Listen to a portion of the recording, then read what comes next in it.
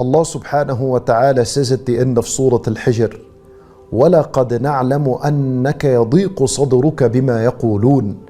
Allah Azza wa Jal is saying to the Prophet sallallahu alayhi wasallam that indeed and certainly we know that your chest experiences pain and suffering and tightness because of that which they say.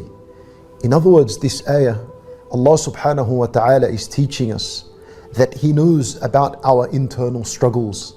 He knows about the pain that we're suffering and the tightness of the chest that we are experiencing.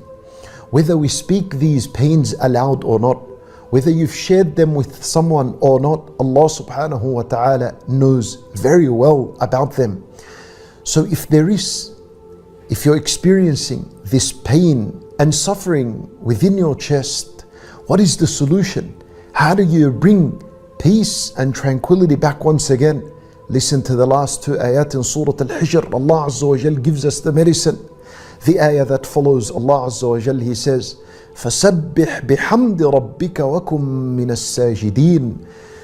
Then you shall declare the praise of your Lord. Make tasbih of your Lord. Say Subhanallah. It's as though Allah subhanahu wa ta'ala is saying, do not forget my mention. Do not forget my dhikr in the middle of your pain and in your anguish and in your suffering. Don't forget Allah subhanahu wa ta'ala.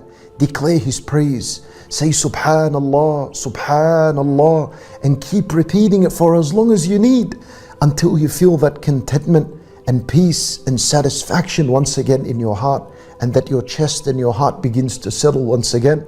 فَسَبِّحْ بِحَمْدِ رَبِّكَ. And once you've made tasbih, Allah Azza wa Jalla, He says, وَكُمْ مِنَ السَّاجِدِينَ. And be from among those who make sujood. In other words, get up and pray. Follow your dhikr of Allah subhanahu wa ta'ala with salat. Fall into sajda in the main pillar of a salat, which is a sajda, and spend a long time in a sajda and speak to Allah subhanahu wa ta'ala of your anguish and your suffering and your pains in a sajda. Subhanallah, it is said that when you whisper into the earth, the Almighty Allah subhanahu wa ta'ala, who's above the heavens, established on His throne, hears you as you whisper into the earth.